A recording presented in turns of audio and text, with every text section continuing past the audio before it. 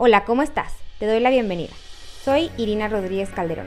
Durante este podcast vamos a ir platicando acerca de cómo tener un desarrollo integral del ser humano, desde el área prenatal hasta el adulto mayor.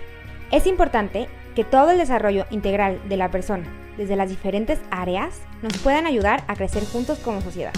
Espero que te guste, crezcamos juntos y lo disfrutes junto conmigo.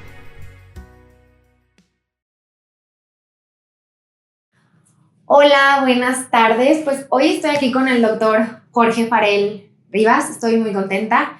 Cirujano general, cirujano bariatra y endoscopista. Doctor, pues muchas gracias por darnos un espacio. Gracias a ti por la invitación.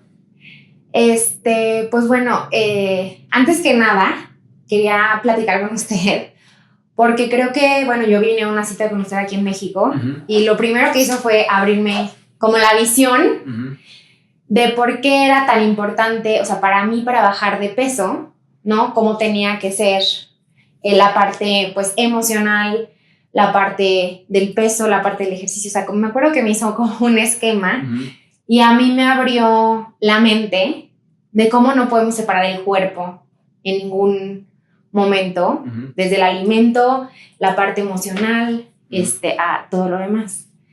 Entonces, pues me encantaría que nos ayude un poquito como a ilustrarnos en esta parte, sobre todo en los temas de pues obesidad y trastornos alimenticios que tenemos aquí en México, que nos ayude como a ver cómo todo se tiene que integrar. Sí, con mucho gusto. Digo, en general, en la consulta lo que siempre buscamos en los pacientes que tienen un problema del peso, cualquiera que este sea, buscamos como que hay cuatro estructuras que hay que tomar mucho en cuenta y nunca separarlas. La parte de actividad física, que sería ideal que toda persona en algún momento del tratamiento pudiera lograr 150 minutos a la semana de ejercicio.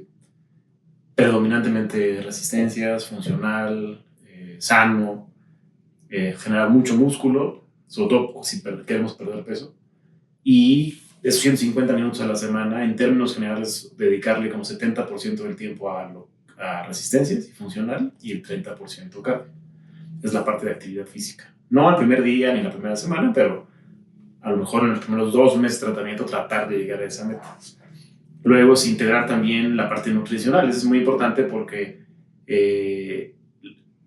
es muy importante, uno, saber qué comer y cómo comer y las calidades de los alimentos. No es lo mismo comer 1500 calorías, por poner un ejemplo, con un predominio de ultraprocesados, o comer 1500 calorías con un predominio de proteína animal vegetal.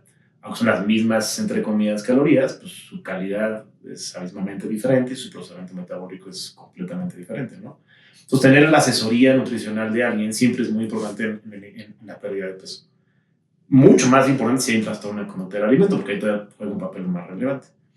Luego viene la otra parte, es una patita de 4 mesas, la otra parte va a venir la parte de salud mental. Eso es muy importante, ¿no? Hay muchos estudios en ese sentido, pero en general, en el grupo de pacientes que tienen obesidad en cualquier parte del mundo, va a haber una alta prevalencia de ansiedad, de depresión, de trastornos de conducta del alimento, donde ahí está bulimia, está síndrome de comedor nocturno, síndrome de botaneador, trastorno por atracón. Va a existir con mucha frecuencia consumo de sustancias, particularmente marihuana, alcohol y tabaco. Particularmente marihuana y alcohol tienen una participación en el sobrepeso de manera relevante. Va a haber con mucha frecuencia alteraciones en el sueño. Más del 50% de los pacientes que tengan sobrepeso o obesidad en cualquiera de sus espectros seguro van a tener alguna cuestión de sentido. Con mucha frecuencia, eso es interesante, los pacientes van a tener antecedente o el diagnóstico o el nuevo diagnóstico de déficit de atención. Y también es importante, antecedentes de abuso o maltrato en la infancia. No que todo esto sea la causa. O sea, no que todo tiene que estar, no, pero...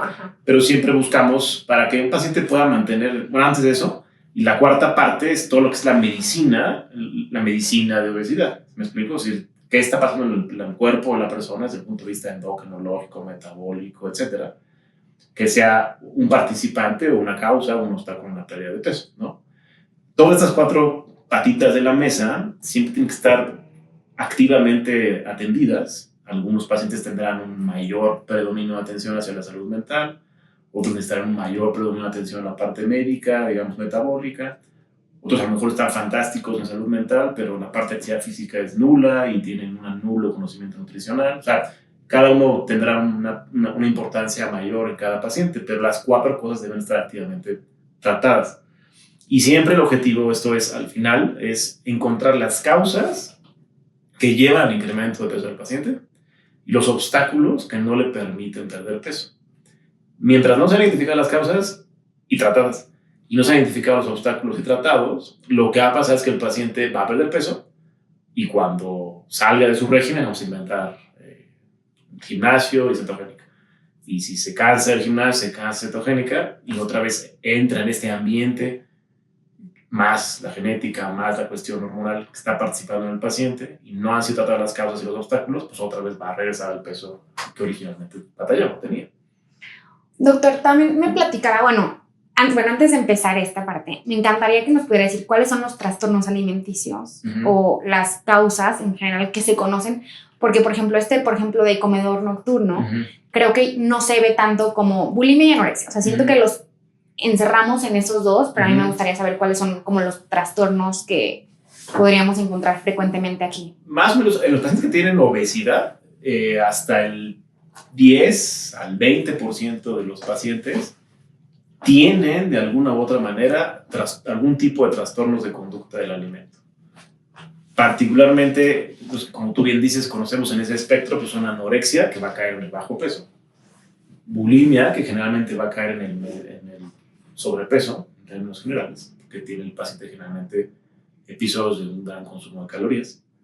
Pero después del espectro hacia más peso está lo que se conoce como el síndrome de botaneador, síndrome de comedor nocturno y trastorno por atracón. Esos 3 síndromes o esos 3 entidades médicas tienen un diagnóstico médico, es decir, entran en un criterio de un manual que se llama DSM-4 o cualquiera de sus versiones, desde el ámbito de psicología y psiquiatría, en donde el paciente a través de un cuestionario, una serie de puntos, una serie de interrogatorios, puede cumplir esos criterios y entonces establecer ese diagnóstico.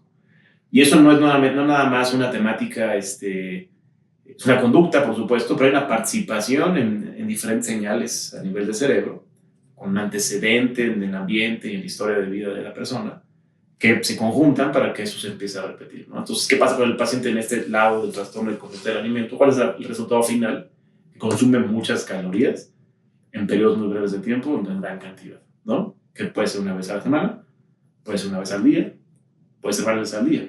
Entonces, mientras esto, por ejemplo, si el trastorno de atracón existiera, vamos a suponer, pues es una causa de incremento de peso y también es un obstáculo. Es decir, tiene una entidad psicológica o psiquiátrica que la gobierna al paciente más allá de su voluntad y entonces hace que se orille a un incremento, a un consumo calórico alto en diferentes momentos del día o de la vida y eso pues repercute en el peso al final. ¿Nos podrías describir a grandes rasgos cuáles son estos 3? O sea, ¿en qué caracteriza, por ejemplo, el atracón? ¿En qué caracteriza un atracón? El paciente con atracón en general va a tener episodios con una gran cantidad de ingreso calórico, de alimento, con mucha, digamos, cantidad en un muy breve periodo de tiempo. Casi siempre, o más bien parte de los criterios que debe estar acompañado de culpa, vinculado a eso. Hay algunas conductas asociadas que podrían o no estar asociadas, que puede ser, por ejemplo, purgarse, es decir, con laxantes o vomitar.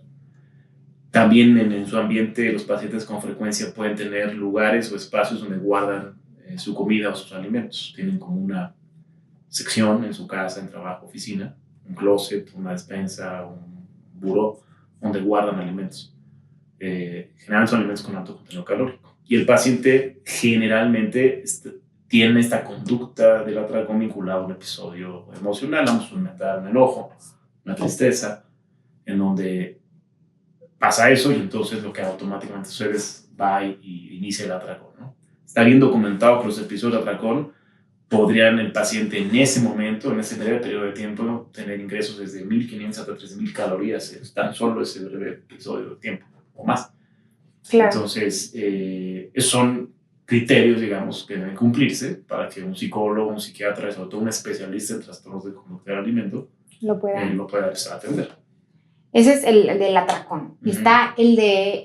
Hay unas versiones, digamos, que es el síndrome del comedor nocturno, en un paciente donde en la noche, ya acostado, abre los ojos y lo primero que viene en su estímulo o deseo es comer, ¿no? Entonces el paciente baja o va hacia la cocina o donde tenga la comida disponible y empieza a comer.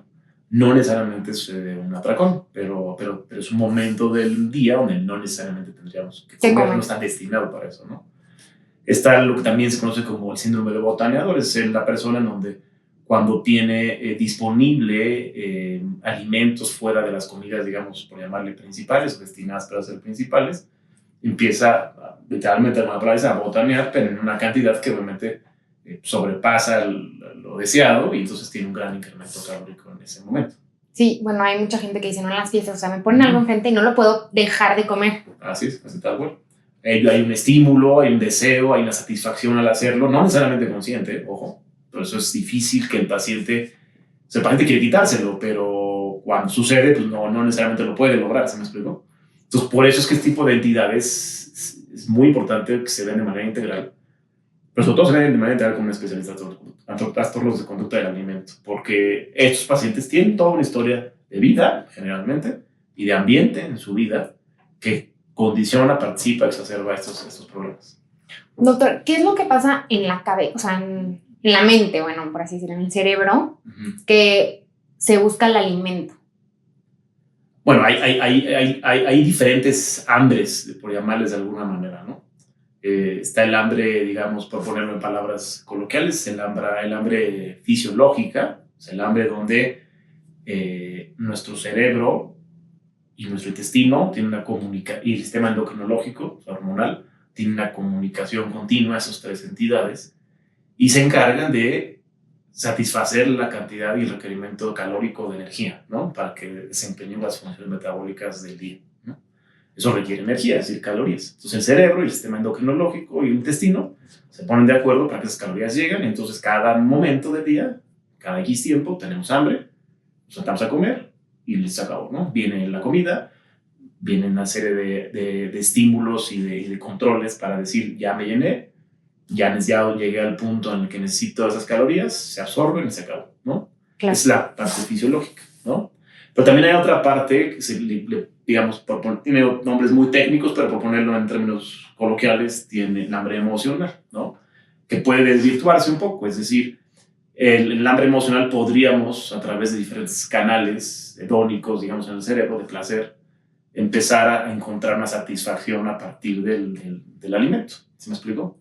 Y entonces empezamos a consumir alimento, consciente o inconscientemente, me genera una satisfacción, un placer, no consciente, es decir, a nivel químico cerebral, entre otra vez el intestino, el sistema endocrinológico y el cerebro, exacerbados por cuestiones de ambiente y genética, empezamos a tener esa satisfacción, ¿no? Y entonces hay quien a veces lo ha visto como un tema de adicción, no necesariamente lo podríamos poner así, pero al final del día hay un deseo, una satisfacción y hay un consumo, entonces empieza un círculo vicioso, virtuoso, depende de cómo lo quieras ver, de esa conducta del alimento.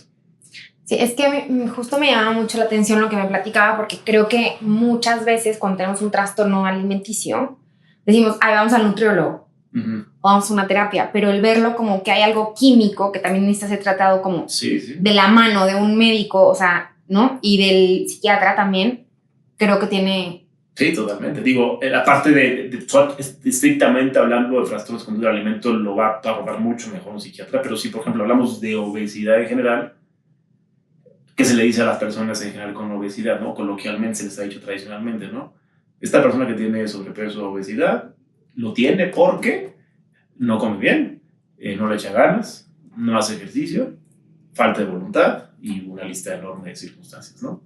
Y eso cada vez, y hoy en día con la información que tenemos, por lo menos científica y basada en evidencia, pues cada vez es menos cierto. Pues. Claro. Es decir, hay más cuestiones a nivel de una falla de comunicación entre cerebro, intestino, sistema endocrinológico y ambiente que gobiernan al paciente, sus decisiones, o sea, por más allá de su fuerza de voluntad, por más allá de lo que haga en este lado, que lo domina, pues, y entonces necesita una atención integral para poder resolver todas estas cuestiones, ¿no? No es que no necesitemos una participación del paciente, por supuesto que se necesita una participación del paciente, en el buen sentido y en el mal sentido, pero no es solamente eso, ¿no? Porque si solamente fuera eso, pues cualquiera bajaría súper rápido. No sería la enfermedad más prevalente en el mundo, ¿no? Claro. Bueno, en este caso, ¿no? De que México habla como de uno de los países que más obesidad tiene. ¿Cómo la bariatría, o esta rama, nos ayuda tanto como a mejorar? Pues hoy en día, como se debería quizás ver, ya hay algunos muy buenos intentos en México, y en el mundo obviamente, pero en México empieza lo que se llama medicina de obesidad. ¿No? Estrictamente hablando, si tú ves así, si te vas así a lo básico, es una enfermedad muy prevalente en el mundo. Bueno, en México, vamos a ponernos en México, muy prevalente en México. Lo tendrá en el espectro completo de sobrepeso y obesidad más de 2/3 partes de las personas. 2/3 partes. No se diga a los niños.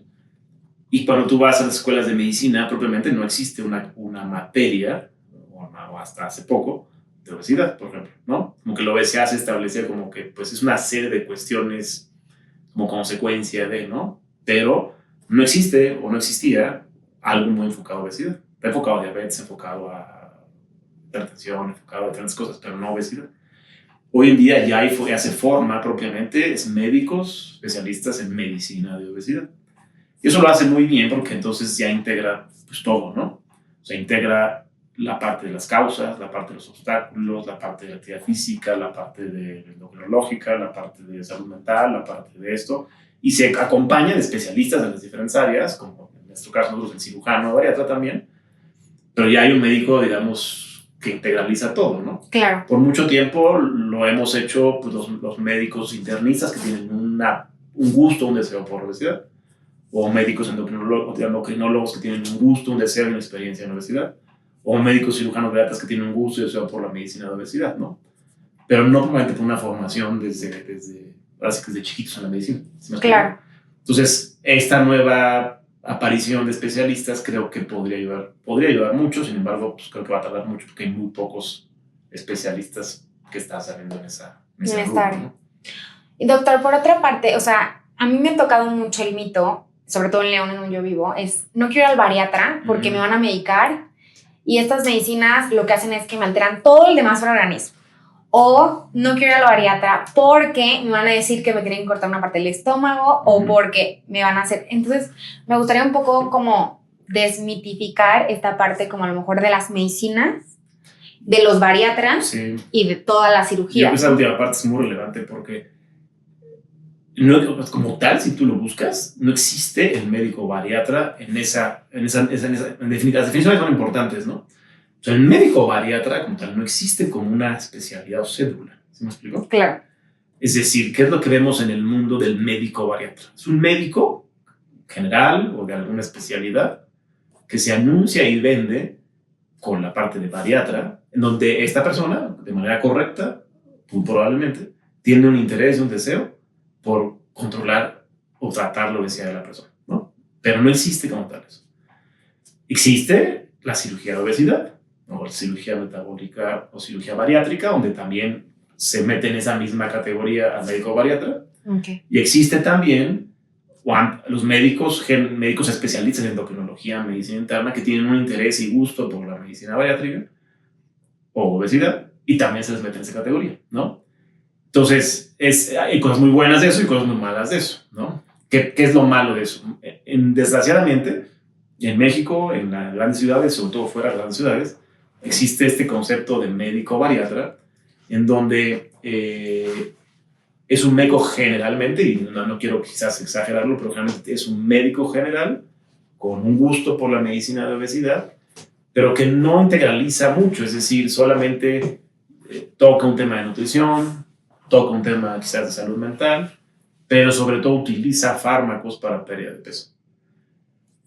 Y vuelvo a lo mismo, fármacos para pérdida de peso suena como muy negativo, pero hay fármacos correctos y hay fármacos incorrectos. Desgraciadamente por muchos años, y actualmente se ha abusado de medicamentos que no necesariamente más bien que están prohibidos, como pueden ser uno que se llama prohibido receta, que se llama Redotex. Es un medicamento sí, lo he escuchado. Que combinaba hormona tiroidea, ansiolíticos, atropina y otras sustancias que solamente alteraban significativamente todo el sistema endocrinológico del paciente, el sistema mental. sí haciendo bajar de peso, pero de manera artificial, pero a pesar de mucho descontrol. Entonces, el medicamento realmente nunca existió autorizado para la obesidad. Alguien lo empezó a comercializar y utilizar, y pues ahí desgraciadamente pues está el mal estigma, ¿no? De los médicos vinculados al peso, ¿no? Pero dentro de los médicos que sí nos dedicamos y nos interesa el tema de medicina de obesidad, tenemos la cirugía bien documentada con medicina basada en evidencia, la endoscopía para cirugía, para medicina de peso con grandes resultados, y tenemos los fármacos antiobesidad. Fármacos con muy buena evidencia, con excelentes resultados, que deben estar bien indicados, bien prescritos, bien seguidos en el tiempo a los pacientes. Y luego lo mismo, esta meseta de 4 patas. Este fármaco va acompañado de la salud mental, de la actividad física, de la parte nutricional, y haciendo las 4 acciones, los resultados son generalmente muy buenos. Entonces es importante como diferenciar esos como híbridos que tenemos en México a veces, ¿no? Claro. Y bueno, otra cosa, o sea, de estos fármacos, el otro día me comentaba justo un psiquiatra, o sea, es que ya estamos en un momento en el que los fármacos ya también son muy limpios. O sea, que no tienen tanto efecto a la larga en el cuerpo. Sí, bueno, sí, de acuerdo. Digo, todo fármaco, creo yo, y yo siempre seré de esos, debe prescribirse idealmente, o por lo menos es mi experiencia, cuando hay mucha y muy buena evidencia, sí, claro, el tiempo, ¿no? Yo no soy, por ejemplo, muy de la idea de prescribir cosas que tienen semanas o meses. De moda. De moda, exactamente, ¿no? Aunque ahorita, por ejemplo, esos fármacos antiobesidad están de moda. Estoy hablando específicamente de los que son análogos de GLP-1, donde hay varias marcas conocidas en el mercado.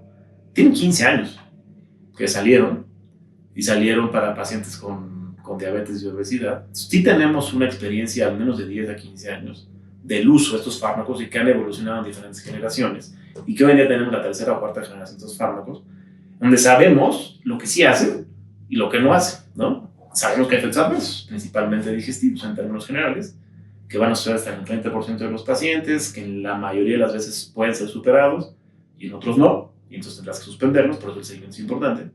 Y el 5 a 10% de los pacientes van a de plano no van a tolerarlos, pero el 90% muy posiblemente sí lo toleren y puedan ir incrementando la dosis en seguimiento con su médico y tener un beneficio de ellos. ¿Me explico? El no tomar el fármaco es igual a que no me va a ir bien. La respuesta es no. O sea, es decir, puede uno integrarse con la parte de actividad física, con la parte de salud mental, con la parte nutricional, ayudarse con un tema endoscópico, o ayudarse con una cirugía, o con ninguna de las cirugías, medicamento, endoscopía, y hacer las pastas de actividades. Pero ¿qué es lo que hemos visto? Cuando el paciente se asiste de los mecanismos de fármaco antiobesidad, endoscopía o cirugía, cuando está indicado, obviamente cuando está indicado, hay una mayor potencia, una mayor velocidad, y entonces hay un mejor resultado a largo plazo. Claro. Pero ojo, es la palabra, esa parte es importante, sobre todo cuando hablamos de obesidad, ¿no?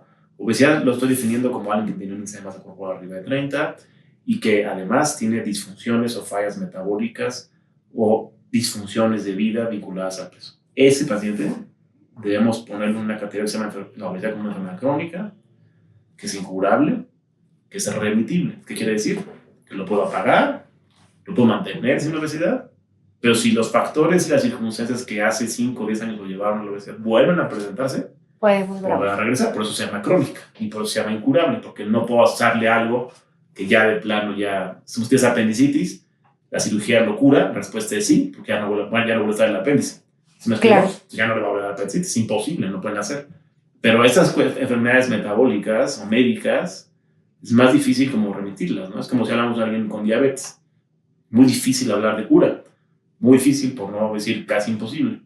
Pero sí puedes hablar de remisión, ¿no? Claro. Eso quiere decir que, ¿qué quiere decir remisión? Que no usa medicamento, que está en control metabólico, nutricional, ejercicio, pero que si volviera a salir de ese control, pues podría nacería.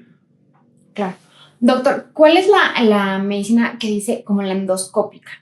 Bueno, existen tratamientos endoscópicos para pérdida de peso, acompañados de los demás que mencionamos, ¿no? Existe lo que se llama, son balones para pérdida de peso, colocas un balón dentro del estómago, en diferentes versiones, marcas y características, pero básicamente el objetivo del balón es ocupar un espacio en el estómago y que el paciente se sienta restringido en la cantidad de alimento que va a ingerir, y y acompañado de un nutriólogo, pues va a consumir una gran calidad de kilocalorías, pero pocas, en el día, durante un periodo de 6 a 12 meses, en la duración del balón, depende de qué balón, y eso podría contribuir a la pérdida de peso. Es la versión balones.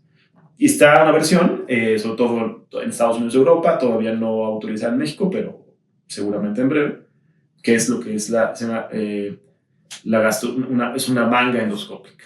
Es una aplicatura endoscópica que simula la cirugía de manga quirúrgica, donde quitamos un segmento muy importante del estómago. En la endoscopía lo que haríamos es suturar de alguna manera el estómago para hacerlo más chiquito, digamos, como si suturáramos un suéter, lo empezamos a hacer más chiquito, más chiquito, más chiquito esta manga.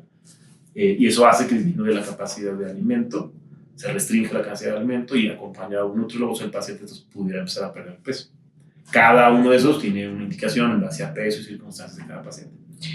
Doctor, y otra cosa. Yo creo que el peso en México no es, a veces es como, está gordito, no sé qué, pero no se dan cuenta que sí tiene unas consecuencias a largo plazo fuertes.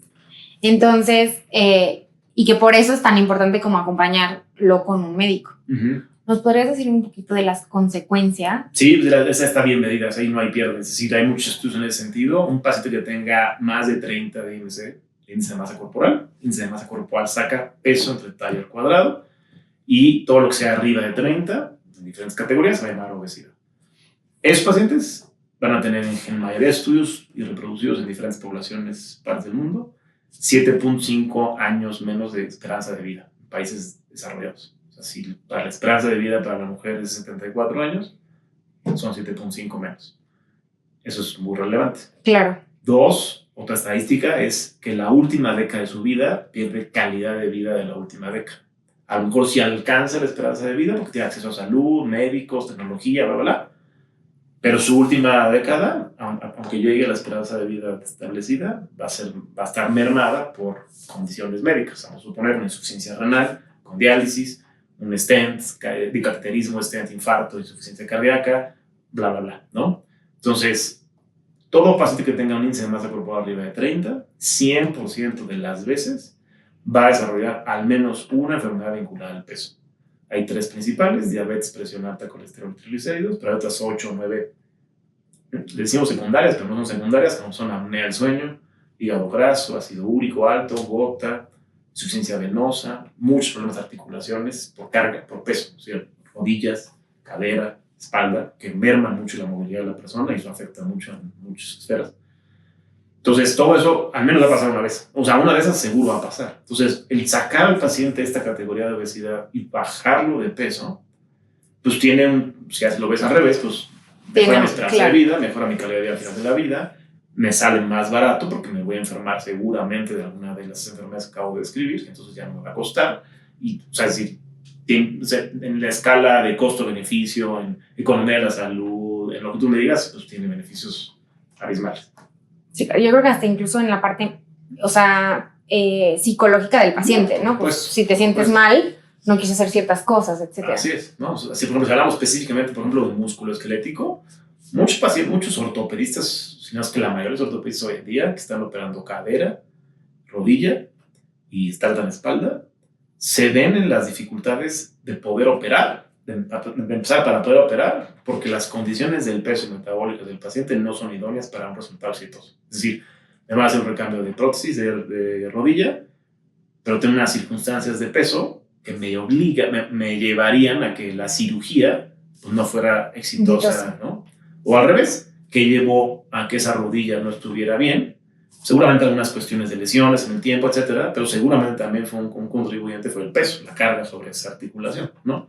Entonces, así no hablamos de diabetes, cosas también, los ortopedistas hoy en día sufren mucho las consecuencias crónicas del exceso de peso y la imposibilidad de tener buenos resultados o acceder el paciente a una cirugía que tenga buenos resultados porque el peso no le permite llevar a cabo una cirugía exitosa.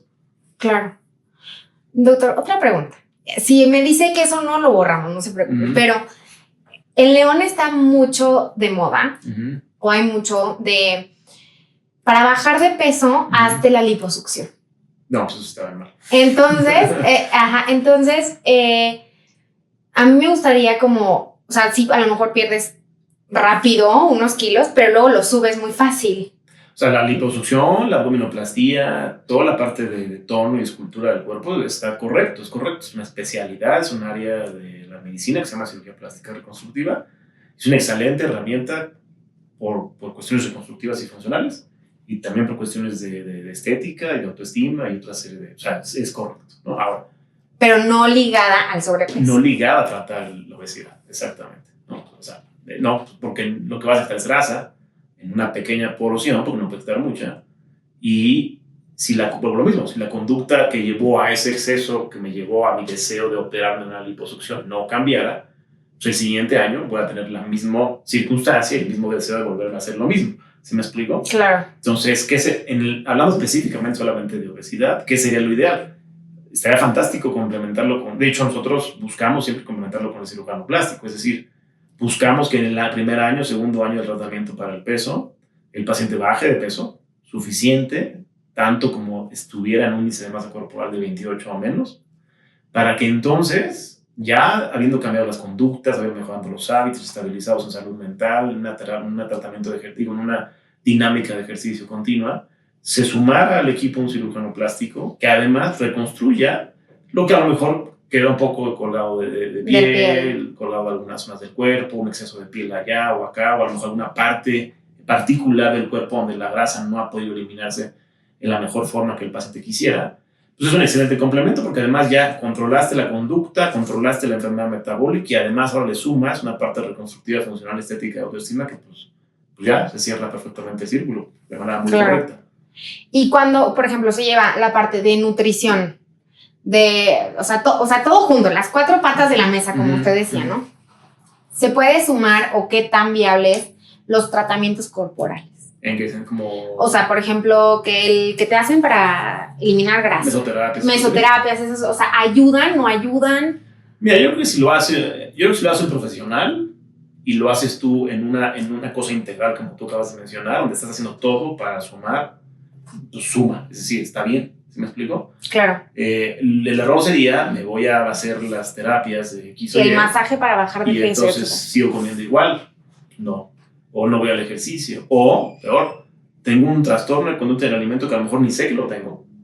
Pero nadie sabe que lo tengo y no he acudido con alguien que me ayude. Y entonces me está gobernando eso y me está saboteando el resultado del otro. Claro. Ahora, las terapias estas alternativas para peso siempre ten mucho cuidado porque existe desde hace años con mucha estafa, pues, en términos generales, ¿no? De gente que no está calificada o que no está certificada o que pone y coloca productos no necesariamente autorizados y, pues, digo, puede haber muchas complicaciones derivadas de eso, ¿no? Entonces, claro, ese tipo de terapias yo siempre sugeriré que, pues, conozcan a la persona, vean sus certificaciones, vean que tengan los sellos de calidad, las normas de seguridad, bla, bla, bla, para que pues, sea una terapia que sea exitosa. Claro. Y la otra cosa que, bueno, en donde yo vivo está también muy de moda, son las inyecciones de enzimas. Uh-huh. ¿Tiene que ver igual con esto? ¿No aporta, no aporta? Yo la verdad es que no lo sé la respuesta, pero no la sé porque la mayoría de las cosas que yo busco hacer, no la mayoría, todas, científica. Busco, exacto. Hoy tiene como una década muy predominante en la medicina que se llama medicina basada en la evidencia, ¿no? Antes en la medicina, era difícil a lo mejor acceder a la información. Estaba en libros, estaba en artículos, pero pues, tenías que ir a buscarlo, tenías que ir a la conferencia, tenías que ir al congreso, tenías que comprar el libro, ¿no? Entonces, había una actualización obviamente continua, pero pues, más era lenta, por etapas, claro, ¿no? Desde hace más de 10, 15 años, pues tenemos, y más ahorita, pues la información ya con inteligencia artificial, casi, ¿no? O en un WhatsApp, o en redes sociales, etcétera, ¿no? Pero si la buscas bien y la buscas en los canales adecuados, pues te vas a informar muy rápido, ¿no?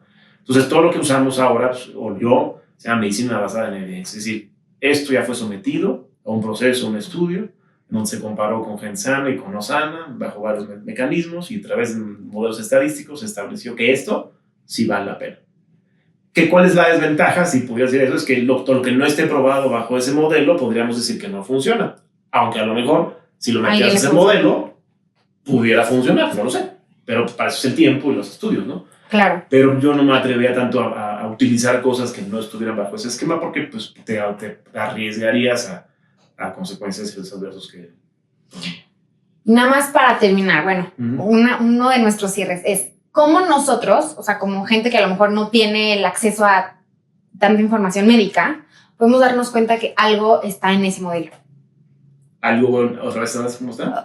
O sea, como nosotros como pacientes podemos decir, esto sí está comprobado por esta parte de medicina. Hay buenas señales, yo te diría, por ejemplo, si vas a un médico como tal, pues sería muy bueno confirmar que tenga sus credenciales en orden, ¿no? Claro. Eso parece como absurdo, pero no es tan absurdo, es decir, y últimamente en redes sociales hemos visto mucha gente que se la psiquiatra que se hace por ejemplo. Entonces, una buena señal es que esté en una institución de salud que tenga cierto prestigio y cumpla con las normas y sus reglamentos, ¿no?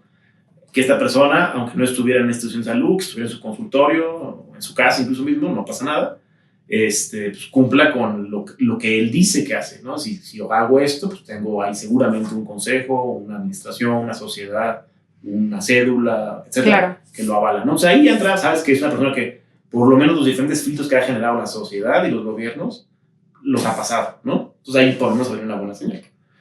Y dos, desde el punto de vista de México, al menos, lo que tenemos se llama COFEPRIS, que es una entidad del gobierno que se encarga de avalar las cosas que se pueden utilizar, desde el punto de vista de muchas cosas, pero hablando de medicina, ¿no? Entonces podemos meternos a la página, podemos meternos a las características del medicamento y pues, siempre deberán tener su aval por la Secretaría de Salud y por el COFEPRIS. Si lo tienen, se supone que también el gobierno ya nos ayudó, en teoría, a haber filtrado eso, ¿no? Claro. Pero si es un medicamento que no está en ese índole, tenemos que tenerlo con más cautela, porque entonces ahí van a entrar un grupo de medicamentos muy, muy amplio, que son los suplementos, etcétera, que no se hablan mal de ellos, muchos de ellos son muy buenos, pero que desgraciadamente pues hay una mezcla de muy buenos y otros no tan buenos, ¿no? Y entonces ahí pues tendremos que tener como más criterio de uno mismo, ¿no? Sentido común, otras cosas, ¿no? Claro. Y por último, doctor, perdón. ¿Está bien? Esta enfermedad yo sé que también, bueno, está muy dada en niños, la obesidad. Sí. ¿No? Como papás, siento que muchas veces al ir a un doctor general, o sea, un pediatra, te dicen, dale dieta, etcétera, pero como con qué especialista deberíamos ir o qué deberíamos buscar como papás para nuestros hijos. Pues una cosa que sería controvertida, yo diría, es nuestros hijos es un poco reflejo de los papás, ¿no? Claro. Por lo menos los primeros 10 años de la vida, al menos. Entonces, si nuestro hijo tiene esta problemática, pues yo creo que lo primero que deberíamos voltear a vernos sería a uno mismo, ¿no? Y entonces, a lo mejor si empezamos por tratarnos a uno mismo, pues entonces se reflejará en nuestros hijos. Eso sería como, yo creo que lo primero que haría.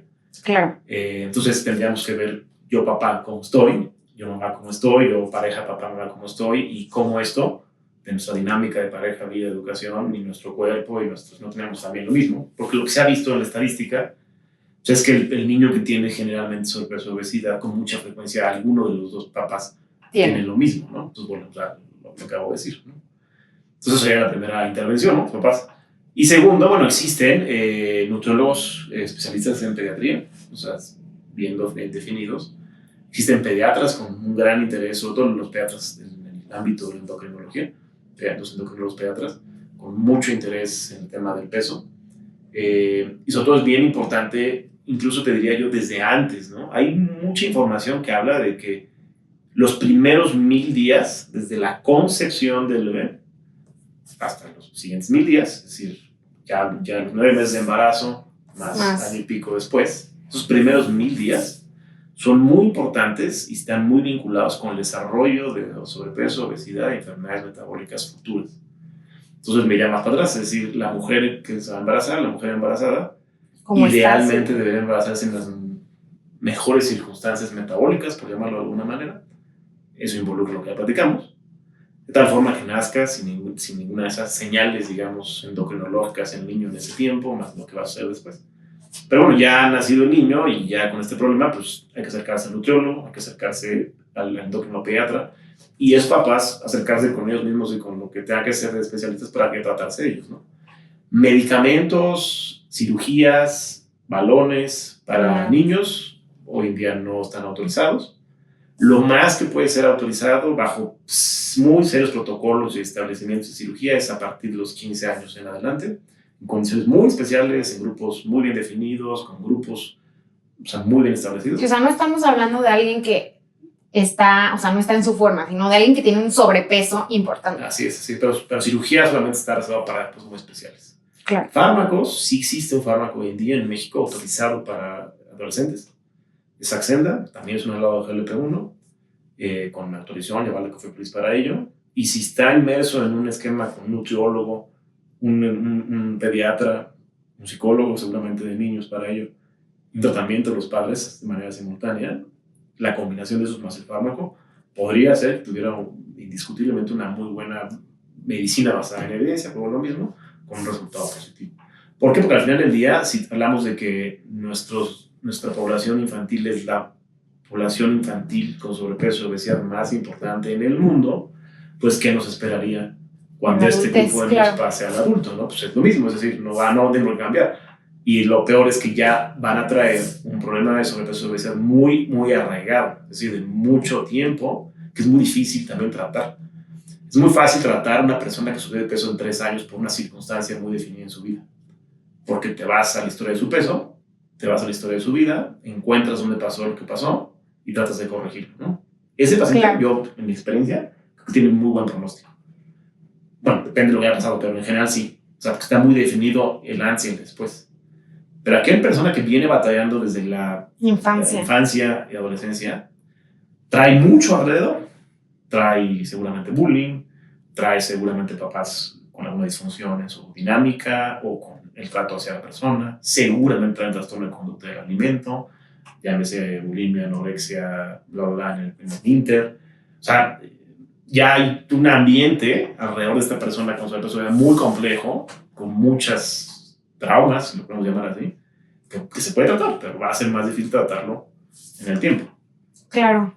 Ay, doctor, pues la verdad es que me parece súper interesante porque, pues sí, yo digo, creo que dio en el clavo, ¿no? O sea, justo cómo podemos cuidar a nuestros hijos si no nos estamos cuidando nosotros. Pues imposible. ¿No? Y esto que dice de los primeros 1000 días también me parece súper interesante porque, pues sí, cómo nos embarazamos, cómo estamos en el embarazo, pues también afecta muchísimo. Ya hay algunos intentos muy buenos de estudios que podrían apuntar a ese sentido. Ay, doctor, pues la verdad es que pues gracias por la muchísimas gracias. No sé si quiere aportar algo más. No, lo que cuando quieras volvemos a platicar es lo que se vaya surgiendo. Sin Ay, doctor. Muchísimas gracias. Gracias a ti. Si tienes alguna duda, comentario o algún tema que te interese, me puedes contactar en mi sitio web. Estoy como irinarodríguezcalderón.com o en las diferentes redes sociales como Facebook, Instagram, TikTok, YouTube, Spotify, como Irina Rodríguez Calderón. Recuerda que somos una comunidad y estamos aquí para crecer todos juntos. Sin miedo y con fuerza, haz lo que amas y ama lo que eres, que nadie te detenga.